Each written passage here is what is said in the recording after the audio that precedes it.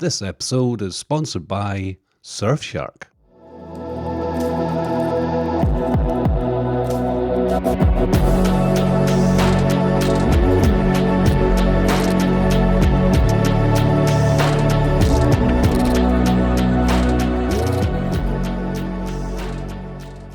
Hey everyone, my name is Zach Golden, and welcome to another CSI Starbase special report.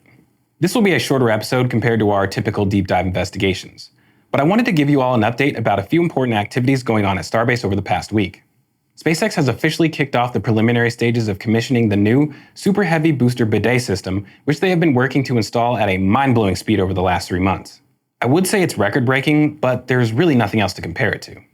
Anyways, at 7:24 p.m. on July 12th, SpaceX conducted a purge test of the high-pressure gas system, which will be used to force the water out of the storage tanks and up through the massive steel blast surface under the orbital launch mount.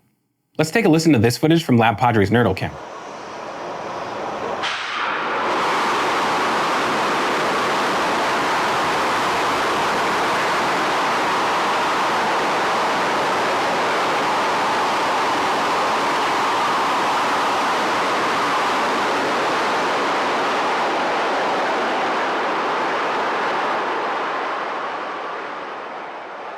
While this isn't a test of the actual showerhead, it is an important milestone that tells us that SpaceX is finally nearing completion of the system. The high-pressure gas purge is a process which is necessary to clean out all of the contaminants and construction debris left over from the welding process. When we slow down the footage, you can see the dark cloud that is ejected from the pressure relief valves as they open up.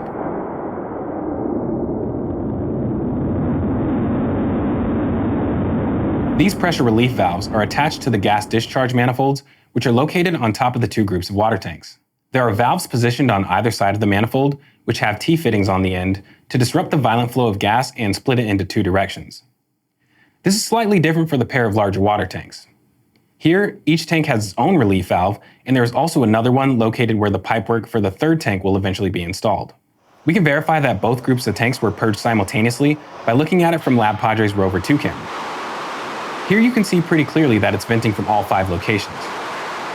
This is some pretty intense pressure, but I think it's possible that this is only a fraction of what the system is capable of. In order to explain this, we need to look into how the 76 gas cylinders are pressurized prior to testing. Honestly, this part is a bit confusing because up until this point, we haven't been able to determine how they are filling these high-pressure gas tanks. In previous episodes, I mentioned that we were expecting SpaceX to divert a small amount of their liquid nitrogen supply from the tank farm and convert it into gaseous form using an ambient air vaporizer. This is how the tanks on the roof of the fluids bunker are pressurized. But as of the time of this episode, we have not seen any vaporizers installed near this area, nor have we found any liquid or gaseous supply of nitrogen. So this is a pretty big mystery among a long list of other aspects of the system that we are still in the process of analyzing. But while we don't know how these tanks were pressurized, we do know that it was done shortly before the test occurred. Starting at 7:02 p.m., I noticed a loud venting occurring somewhere within the launch complex.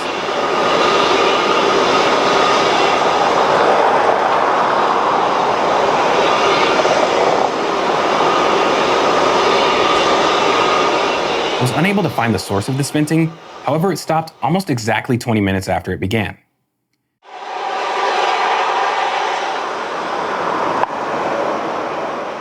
Two minutes after it ended, the system purge was initiated.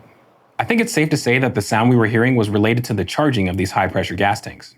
Shortly after the conclusion of this test, we heard additional venting coming from the same area, which lasted for a total of 40 minutes.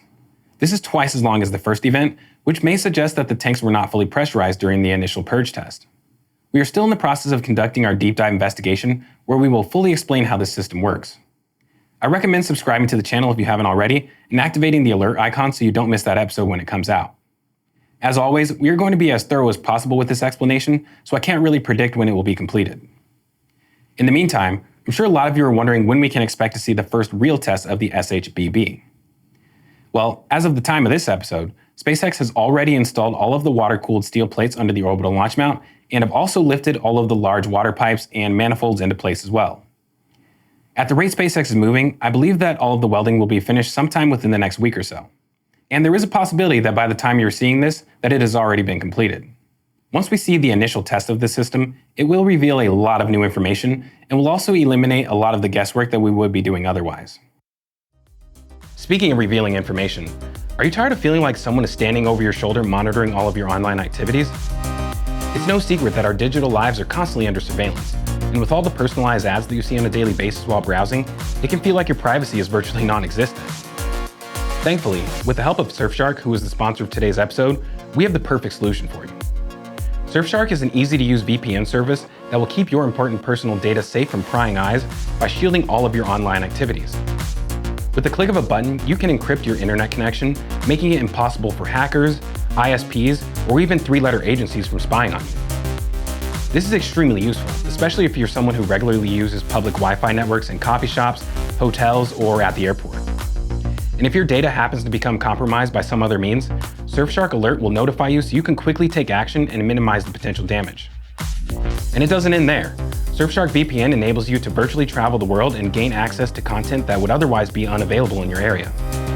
This is how I'm able to watch my favorite Netflix shows from the UK without leaving the comfort of my office here in the Highbay.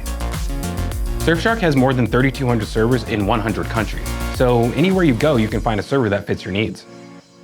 If you want to try it out for yourself, then check out the link in the description and use code CSI Starbase for an exclusive offer and get 3 extra months for free. Anyways, while we wait for the remaining work to be completed on the booster bidet system, let's discuss another major update that is currently taking place over at the production site. Those of you who are returning viewers to this channel will be happy to hear that SpaceX is finally preparing to perform the long overdue structural verification test on the payload section of the Starship. If you don't know what I'm talking about here, I recommend watching this deep dive investigation, which explained all of the challenges that SpaceX faced when performing structural verification testing leading up to the first integrated flight test. If you have seen that episode, then you know that we have been on the lookout for this for almost a full year. What you are seeing here is a structural test article, which according to Jack Beyer from the NSF team, has been labeled as S24.2. This is something I find interesting because it appears that Ship 24 lives on. At least for now. On top of the 5-ring payload section, you can see a special reinforced ring that has been added in place of what would normally be the nose cone section of the ship. A lot of folks initially speculated that this section might have something to do with hot staging of the Starship due to the 24 ports located around the perimeter. But we can now say for certain that this is not the case. Instead, it appears that these ports are actually part of the testing interface, which will be used to simulate drag forces on the payload section. If we look closely at these ports, we can see short pipes that curve slightly upwards with flanges welded to the ends of them. We believe this could allow for 24 ropes to be used to pull downwards on the test article, similar to the cap used on the Can Crusher test structure as shown in this animation by SpaceX 3D Eccentric. The only difference here is that it will be tested inside of the nose cone jail, which is in the process of being reconfigured for this purpose. We will follow up on this again in a future episode once the next round of structural verification tests are completed. The important thing to note is that the outcome of this test will not be relevant for the upcoming launch of Ship 25 and Booster 9. The reason for this is because just like Ship 24 that came before it, the payload door on Ship 25 has been welded shut. So unless SpaceX decides to skip over Ship 25 and 26 for this next launch, then we should not expect to see any payload testing until the 4th or 5th flight test with either Ship 27 or Ship 28. But when it comes to structural verification testing, there is a significantly more important test article that we've been keeping our eyes out for, which is yet to make an appearance. Of course, I'm talking about the new ring section, which will be mounted between the booster and Starship for hot staging. As most of you know by now, in a recent Twitter Space interview with Ashley Vance, Elon mentioned that SpaceX will be performing this hot stage maneuver at stage separation in order to increase their payload mass to orbit by up to 10%. We aren't going to go into the mechanics of how this works right now, because a lot of folks like Marcus House and the What About It channel have explained it pretty well already. The important thing to note here is that unlike the changes to the payload section, this is a change that will be incorporated immediately for the next launch attempt. We know this because SpaceX has recently upgraded the Starship Quick Disconnect umbilical to accommodate these new changes. Due to the extra ring section between the ship and booster, the Quick Disconnect on the integration tower had to be redesigned in order to extend its reach by at least an additional 2 meters. We haven't seen how high this will reach once extended, but when we compare the before and after images, you can see that the resting height of the new umbilical is noticeably higher than it was previously. In my opinion, this is a very risky change to incorporate before the next launch attempt, because of the structural qualification testing requirements that will accompany it. The interstage of a rocket is a very critical component that must be strong enough to withstand the drag forces exerted on it during the max Q phase of flight. Removing this much material in order to create vents for the second stage ignition will have a major impact on the structural integrity of the interstage. Because of this, They will need a significant amount of extra reinforcement added between each of the cutouts in order for this to work. We will probably see stringers on both the inside and outside of the ring, and possibly another dome to protect all of the components on top of the booster's forward tank section. If the strength of the added reinforcement for this component is not sufficient, then there is a high risk of it collapsing during flight. As you can imagine, this is something that SpaceX will want to be certain is not going to happen before they attempt it. With that said, in my opinion, we should expect to see a structural test article make its appearance within the next few weeks. Now, this should be easy enough to accomplish, and honestly I'm a bit surprised that we haven't seen it already. But the reason I believe this is a risky approach is because if it fails structural qualification testing, then it could cause a pretty significant delay for the next launch attempt. But I have my fingers crossed that it will go well whenever it occurs. I'm sure that the design team has put a lot of thought into this, or else they wouldn't be willing to make such an aggressive change this quickly. The final update that I want to mention today is related to the second stage engine count.